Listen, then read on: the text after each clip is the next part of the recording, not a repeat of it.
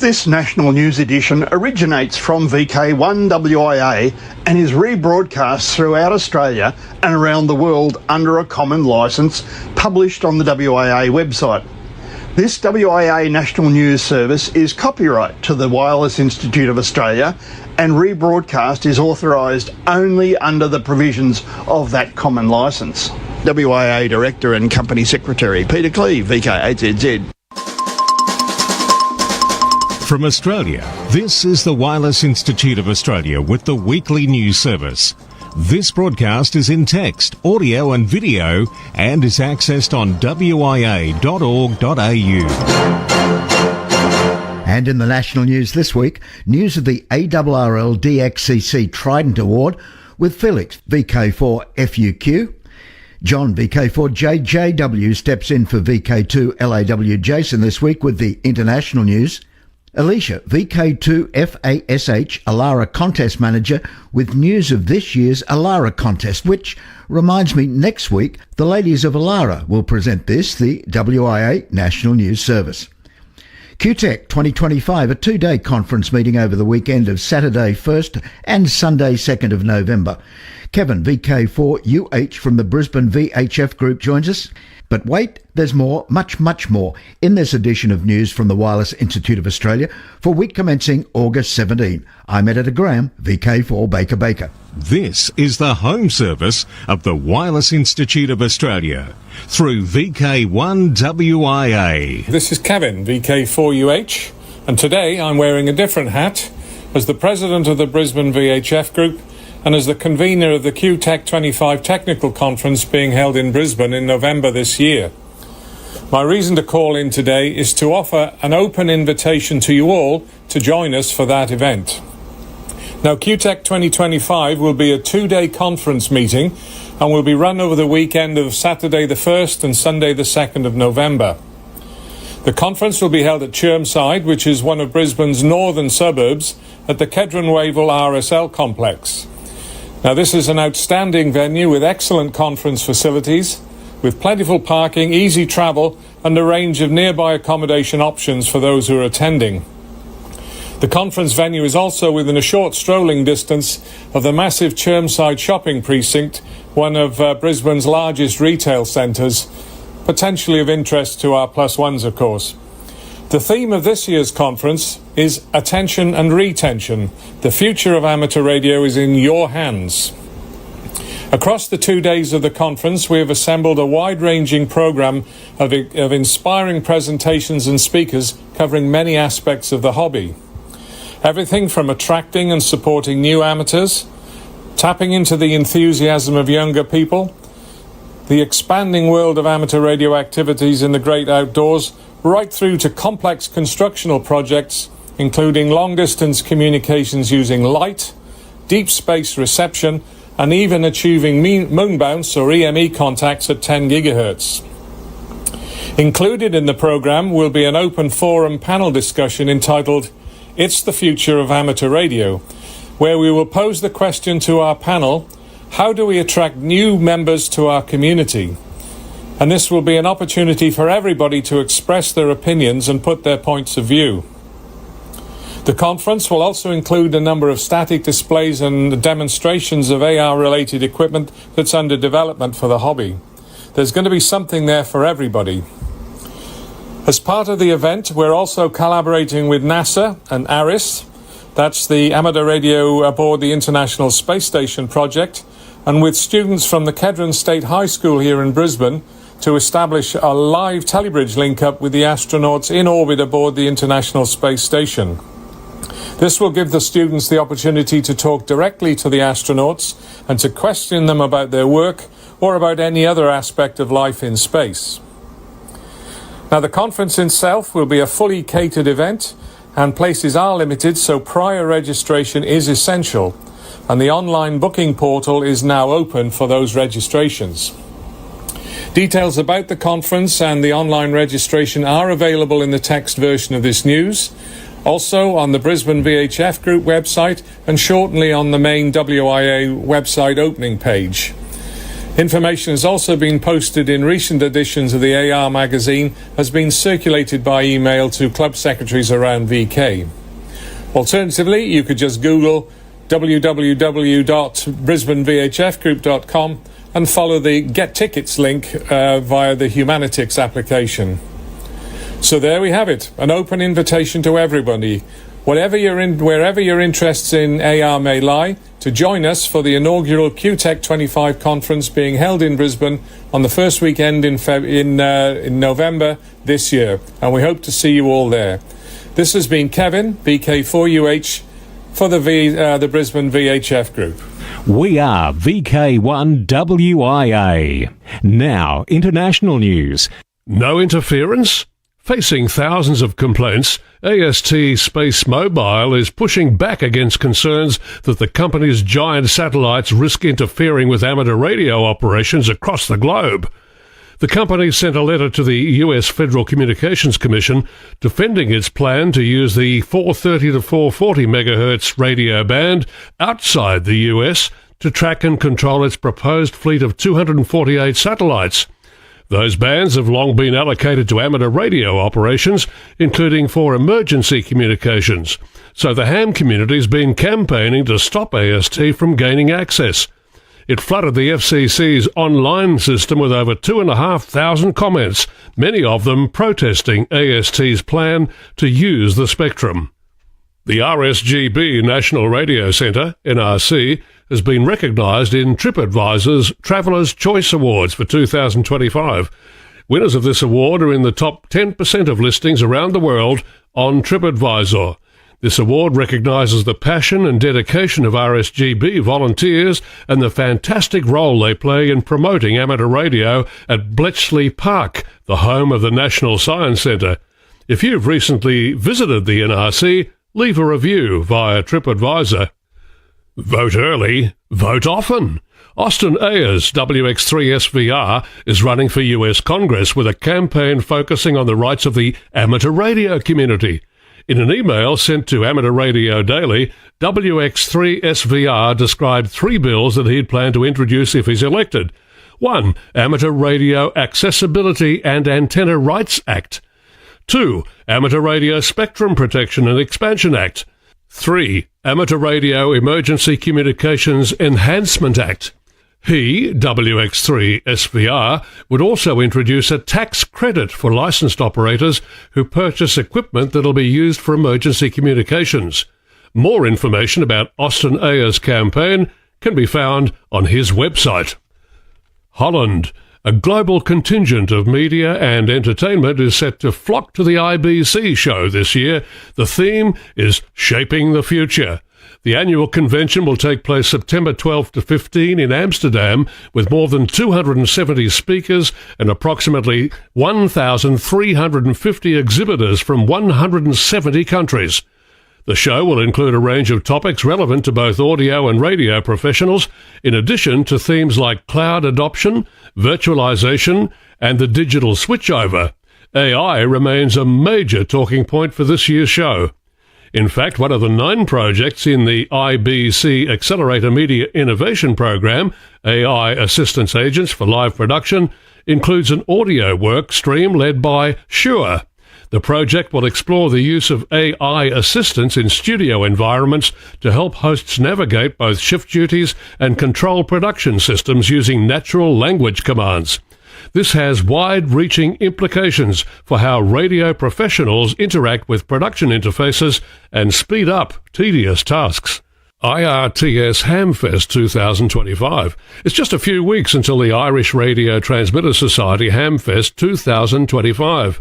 For our listeners and viewers who may be visiting the Emerald Isle, this takes place at the Mullingar Showgrounds, County Westmeath, over the weekend of September 6 and 7. The event includes overnight operation from Saturday night to Sunday morning as part of the SSB Field Day weekend. Novice and experienced people coming together in one place, along with a very wide array of amateur radio equipment and stations, technologies and expertise spread across 30 acres. Entry is free for IRTS members and €10 per day for non-members, and this would seem a very good reason to be a member, as their annual membership is €30. So that's a huge incentive, along with IRTS public liability insurance in Ireland, the UK and the EU. Continuing the FCC's strong enforcement efforts to protect essential radio transmissions in the US, they've ordered the owners of a spa in Florida to immediately cease operation of a device that was interfering with AT&T FirstNet cellular network.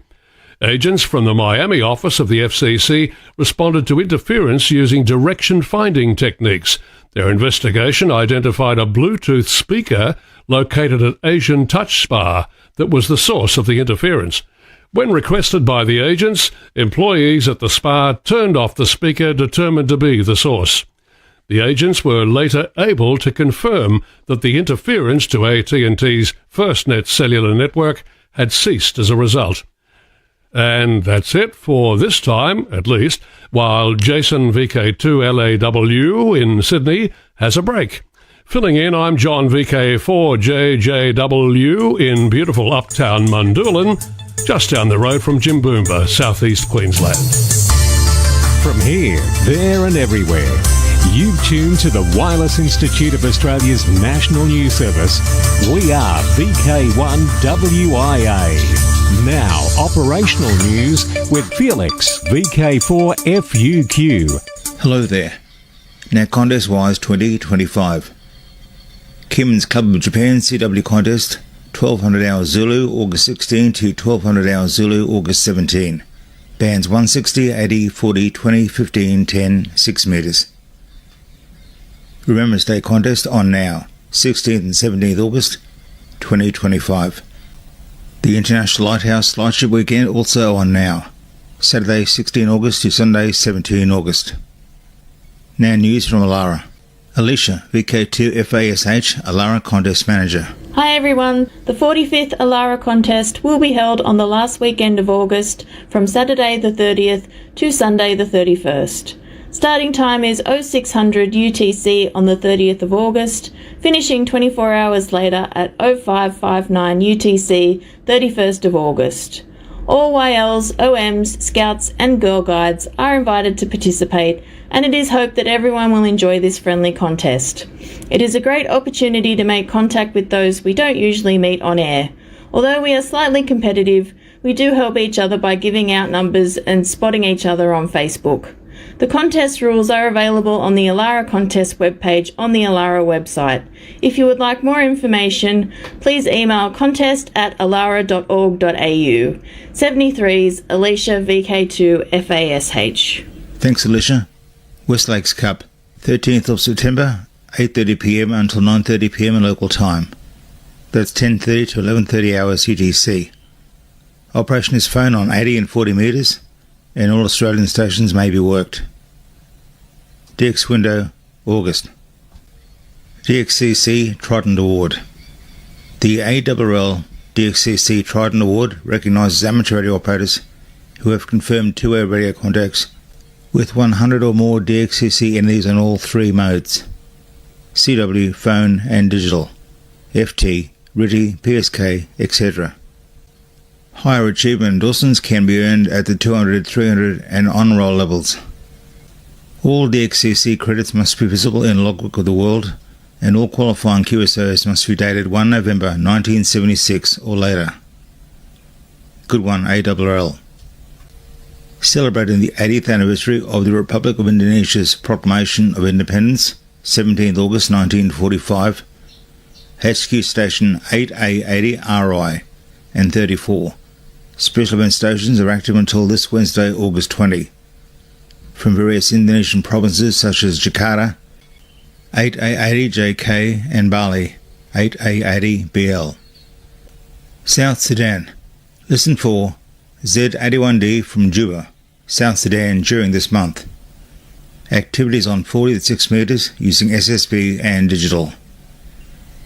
The Z81D QSL route is via OM3JW, LOTW, Clublog or EQSL. Japan. 8K3 EXPO is on the air until October 13, 1.8 MHz to 10 GHz.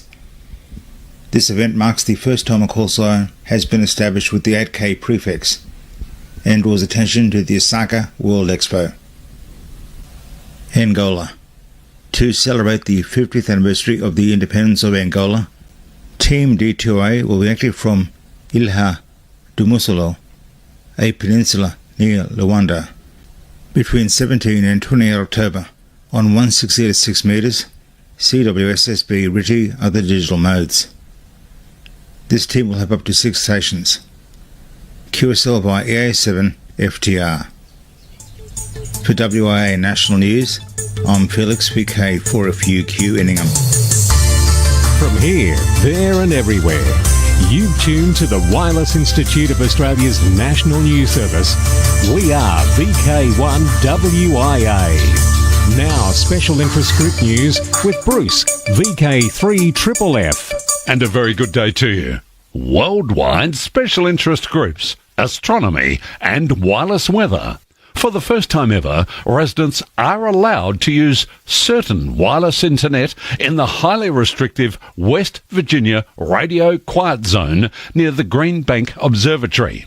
Since it was built in 1956, the observatory, which houses the largest fully steerable radio telescope in the world, has been located in both the National Radio Quiet Zone, which spans several counties in West Virginia, and the West Virginia Radio Quiet Zone, which includes a 10-mile radius around the Green Bank Observatory.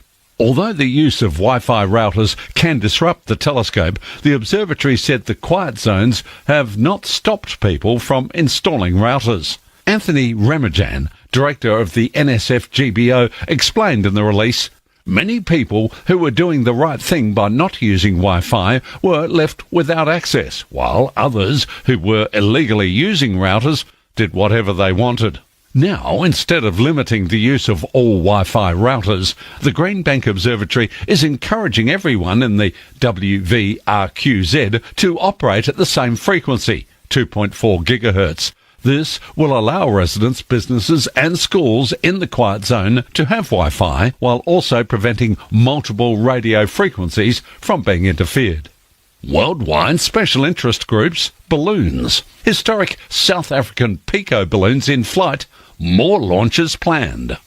The South African Pico Balloon Tracking Group reports that South African amateur radio enthusiasts are celebrating 2 successful Pico balloon launches, with both balloons currently performing exceptionally on their global journeys. ZS6 SRC-25 was launched on the 2nd of August. Despite an intermittent transmitter in the early phase, the balloon quickly stabilised, reaching 11,800 metres over Australia with speeds up to 228 kilometres per hour.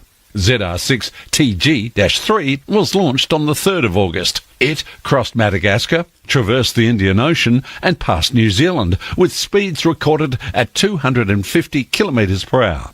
Reception reports have been received from spotters across Australia and New Zealand, with a maximum confirmed reception distance of 19,957 kilometres.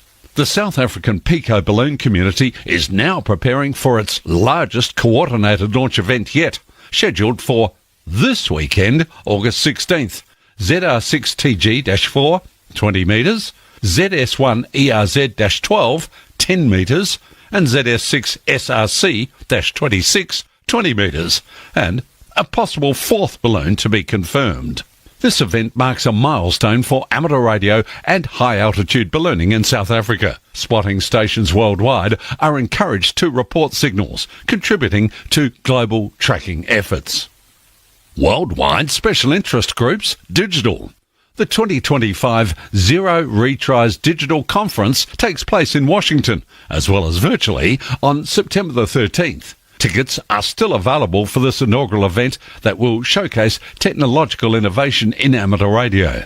Presentations will focus on the IP400 network project, M17 project, MMDVM-TNC data system, AREDN, HAM1 and more.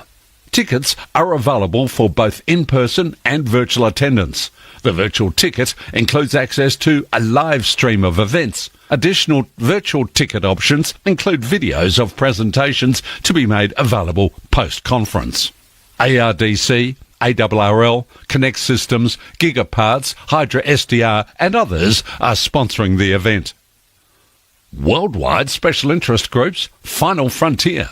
More has come to light courtesy of the Orbital Index, re our very own Australian startup Gilmore Space's Eris rocket and the launch for the first time, kind of.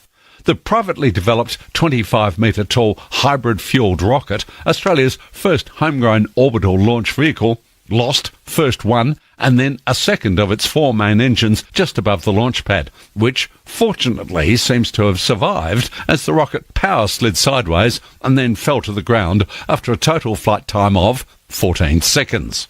Making it off the launch pad is still a critical first step, and we're looking forward to the next launch, which could come in the next 6 months.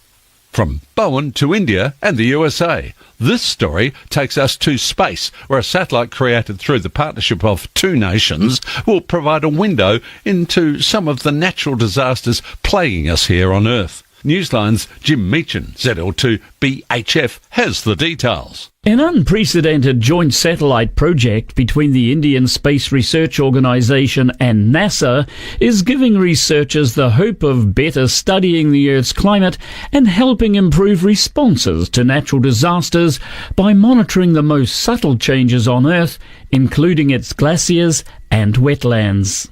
The satellite is known as NISAR, the NASA ISRO Synthetic Aperture Radar mission.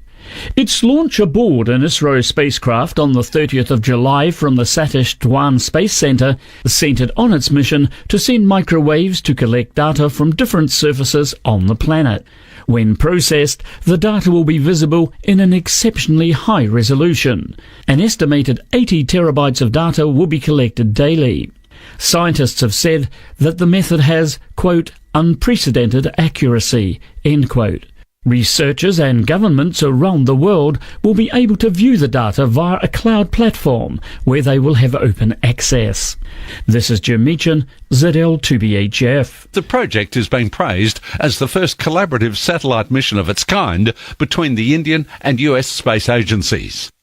Worldwide special interest groups, IOTA, AF032, Zanzibar Island, 5H1UM from Zanzibar Island, IOTA AF032, now until August the 24th. 5H1UM is operating on 82 6 metres, including WARC bands, Holiday Style, CW, SSB, and of course FT8. SA084, Playa Blanca Islands. Renato PY8WW reports that after over a year of planning and persistence, he's thrilled to announce an upcoming expedition to the rare IOTA group of SA084. The activation is scheduled for a short window between November 12th to 16th, 2025 on Playa Blanca Island, located within Colombia's Pacific National Park. While the call sign is still pending approval from Colombian telecommunications authorities, Renato informs the process is underway. Securing authorization from the national park has been one of the most challenging aspects of this project, he says, but can report that things are finally moving forward. And OC002, Christmas Island, VK9QO, October the 3rd to 7th, 2025 on 40 to 6 metres, CW, SSB, RITI, the FT modes and satellites QO100 and RS44. HF, VHF QSL via JI1LET and satellite QSL via JA3 GEP. Worldwide special interest groups, military. Although the 14th of August was designated as Navajo Code Talkers Day, a group of proud amateur radio operators took several days to honour this special unit of brave Marines who served in the US military during the Second World War. Few of these hams could be prouder than Herb Goodluck, N7HG, whose late father, John V. Goodluck, had been one of the Marines who used their own Navajo language to craft a wartime code that could not be broken. Herb was among those calling QRZ from the 10th to the 15th using the call sign N7C. The hams operated from Window Rock, Arizona at the Navajo Tribal Park and Veterans Memorial. Worldwide special interest groups, radio amateur young timers, YOTA, youngsters on the air. Thanks, Alan, VK2COD. Thank you, Bruce. What a day it was at last Sunday. VK2LP resumed Uber driver for me and took me to Kentland. That is where Peter, VK2PR, hosted a fox hunt in Kentland Park. There were 3 foxes to find. I found the first fox just ahead of Ray, VK2GPU, with Sky, VK2YIP, and Lee, VK1PET. Ray may have received the credit for that first find. I was so close anyways. Ray and her team found the next 2 foxes. Derek, VK2GEK, found 2 foxes and was looking for the third when I found the third fox. Ray, Sky, and Lee came in first place to win the Super Cheap gift card. I came in second and won an Anaconda gift card, while Derek won the J-Car card. After the fox hunt, we stopped by the Antenna Day that Fisher's Ghost was hosting. The next stop was Anaconda, where I bought a new jacket. Oh, and let me take this time to remind you Fisher's Ghost is now hosting a VK Yoda contest for the month of December. So all VK Yodas, turn those radios on and start calling CQ in December. For WIA National News, I am Alan, VK2 in Sydney. Now back to you, Bruce. Thanks, Alan. Worldwide special interest groups, Rescue Radio. The National Association for Amateur Radio, ARRL, and Radio Relay International, RRI, have announced the signing of an agreement intended to help the organisations strengthen key networks essential to ongoing communications during natural disasters and other emergencies. According to an article posted on the ARRL website, the Memorandum of Understanding between the parties will help the 2 organisations align their respective efforts to modernise and enhance the National Traffic System, a communications network comprised of amateur radio operators across the United States. The specific areas of the NTS targeted for improvement under the MOU include developing additional high-frequency digital networks, continued development of VHF and UHF digital packet radio network capabilities, and improved operability with state and local emergency communications organisations and systems. I'm Bruce, VK3FFF from sunny Bendigo. This is VK1WIA. All points of contacts from today's news stories are to be found in print when you read the web editions, www.wia.org.au. It's a date. And don't forget, clubs are welcome to email text along with audio for this section, nationalnews@wia.org.au. We'll go straight to Redcliffe in Queensland. VK4, the Redcliffe Club Car Boot Sale, Saturday, August 30. Greetings from the Redcliffe and District Radio Club VK4RC. Robert Thompson, VK4TFN here. Our car boot sale will be at 9 a.m. on the 30th of August 2025 at our clubhouse at McFarlane Park in Kippering in the city of Redcliffe. As always, we'll clear out our shed and fill up our tables with all manner of interesting techno items for your perusal. Also, the VK4 QSL Bureau will have a table in the clubhouse. Come along and collect your QSL cards. So come along and have a good day out. For more information, go to www.redclifferadioclub.org.au. Thank you, and 73s from the Redcliffe and District Radio Club, VK4RC. Still in VK4 at the BOR Community Hall, Peachester Road at 9:30, September 13, it's Sunfest.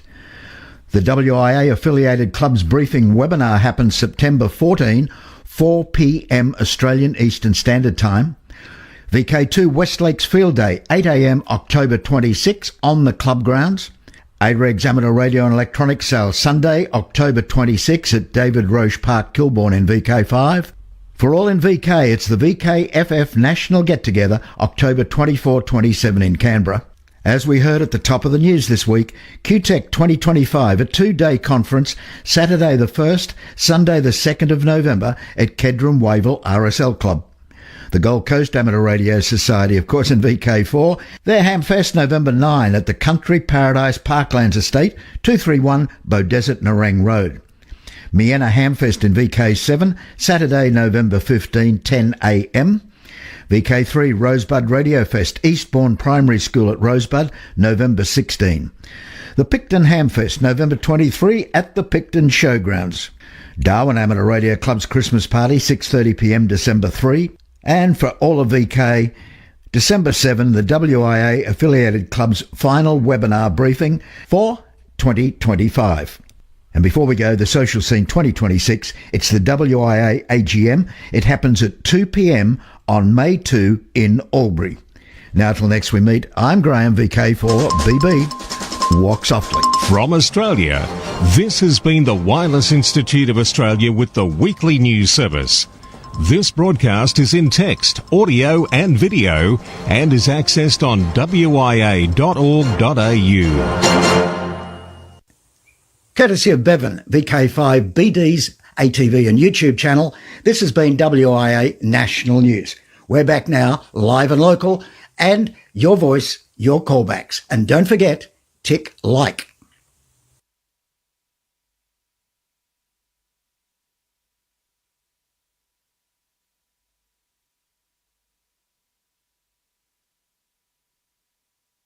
We've calmed down from some extended solar storming, but new aurora chances are just around the corner. And flare activity may have calmed down for this week, but it may not last all that long. Those stories and more are in the news this week.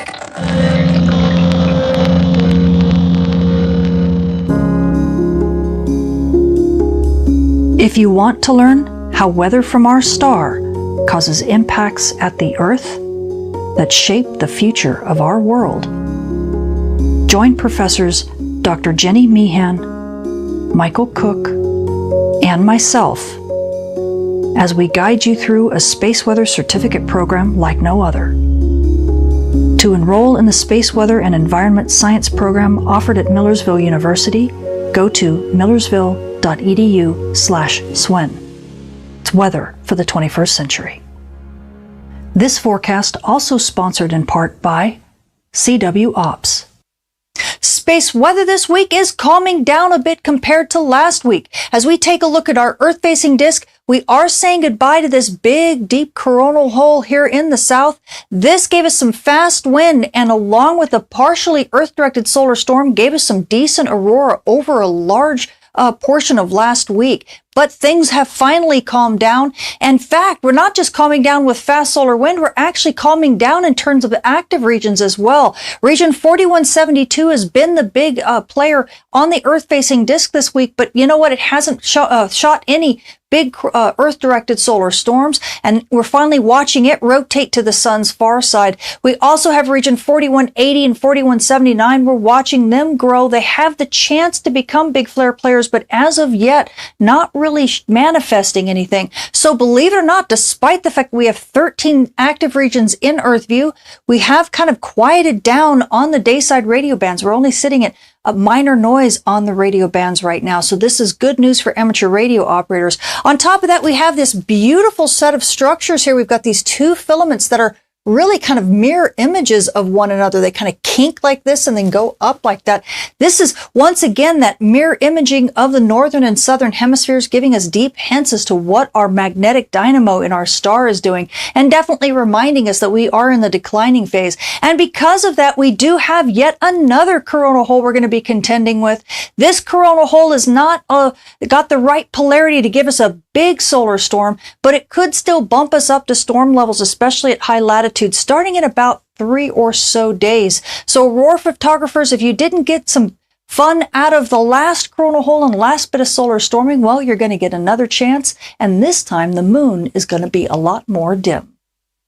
And now switching to our far-sighted view, we're able to use stereo A imagery again because stereo A has moved far enough in its orbit to the west limb that it's looking at the sun substantially from the side. In fact, you can see here's Earth, here's the sun, and here's stereo A staring at the sun very much from the side. This is that coronal hole that was giving us some fast solar wind last week. As you can see, it's still coming into stereo's view. You can also see region 4165, 4168, 4173, and then a couple players. This is old region 4167, and this is 4161, and I'm bringing that up because we'll see here in a minute that these regions are still being extremely active. In fact, as I set this in motion, you can still see region 4173. Of course, region 4168 is still firing like crazy, but you will see a few things disappearing off of the west limb in stereo's view that lets you know there's stuff that we can't see that is still giving us are still firing big solar flares and solar storms.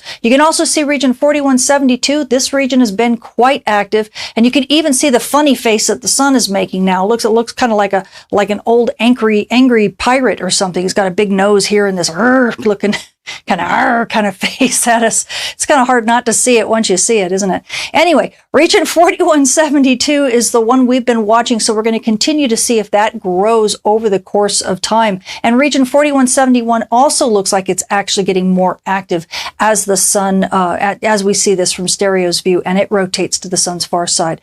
So once we pull up the JSOC HMI helioseismology far-sighted viewer, you really get to see how many active regions are on the sun, the entire sun this week. Here we go. Look at this mess. I'm not even sure I can count all of these. So here's the front side of the sun in gray. We have the far side of the sun in black. And as of about the 4th, you can see old region 4167. That was the one I was talking about. And there's 4161. These regions continue to be big players as they rotated to the sun's far side. You can see them here, and you'll see a dot in here. So these are regions that we're really watching. The others are about to rotate back into Earth view. 4155 is also going to give us a little bit of trouble, but I'm really more concerned about region 4167. I think that's a big flare player, as well as this whole cluster in here, because we've been seeing, even from stereo's vantage point, seeing how active they are. And of course, don't forget region 4168, because that was the big flare player that gave us some big flares just a week or so ago. So starting in about 4 or 5 days, we should start seeing that solar flux really begin to rise again. And these big flare players will start returning kind of one at a time. So you're going to get a break for about not quite a week. And then things are going to start getting noisy. And then we'll be back to being noisy for probably the next 2 weeks. And now, stepping outside to look at our current conditions with our global geochron map, we first take a look at the ovation auroral power. This is giving us an idea of where the aurora is and how strong it is. And as you can see, we've gotten a little bit of it around the 14th, but things have really been dying down. We haven't seen all that much in the way of the aurora because we've gotten kind of through the bulk of that solar storm and fast solar winds. So things are returning to kind of unsettled conditions. And so you would think as we switch to our ROTI GPS and GNSS scintillation risk map that you wouldn't see very many hot spots here, but you sure are. You're seeing them all over the place, even at high latitudes. Let me go back a little bit. You're seeing a lot. And the reason for this is because not only is the ionosphere very unstable right now because we're still kind of calming down, but we also have a lot of particles in the radiation belts that have been very, very ramped up. So those particles are being scattered and shot into the upper atmosphere as well. So these things all together kind of give GPS signals a run for their money. And it will calm down, but you might have to give it a little bit, a couple more days before things really calm down. Now, on top of that, we do have our DRAP radio blackout and polar caps threat meter. And really what we're seeing right now is because we've gotten that solar flare radio noise to kind of quiet down. We're really not seeing all that much here. You see it just a little bit coming up to about 10 to 15 megahertz in terms of impact and degradation to your dayside radio bands. And this is at the HF and VHF range. So don't worry about it too much. We should be dealing with reasonably quiet conditions, at least for the HF to VHF range. The noise is a little bit minor, but not too bad. Expect it, however, to move back up into the moderate range as we move to the rest of this week, because we are expecting those solar flares to pick up when those new active regions begin to rotate into Earth view. Switching to our moon, we are now passing through the third quarter phase on our way to a new moon, and by the 21st, the moon will be less than 4% illuminated. So you night sky watchers, if you want to catch those dim objects in the sky, like, maybe some waning Perseids or some aurora, because we do have that new chance coming around here soon, well, now is your perfect chance. Now, switching to our solar storm conditions and aurora possibilities over the coming week, we are anticipating that fast solar wind to hit Earth starting around the 18th or possibly into the 19th. It's a little bit hard to tell exactly when that fast wind will hit, but at high latitudes, NOAA is expecting minor storm conditions with up to about a 45% chance of a major storm. Now expect that right around the 18th into the 19th, but after that, things will calm down just a little bit. We'll be into that fast wind stream, but we still could get some decent chances for aurora as we move into midweek. Now, at mid-latitudes, while we're only expecting unsettled to active conditions, with likely the active conditions hitting right around the 19th, although we are expecting about a 30% chance of reaching minor storm levels. So aurora photographers, if you're at mid-latitudes, well, it might be a little bit more sporadic trying to catch that aurora. It might be kind of dominated by substorms. But if you're dedicated, it might be worth a look.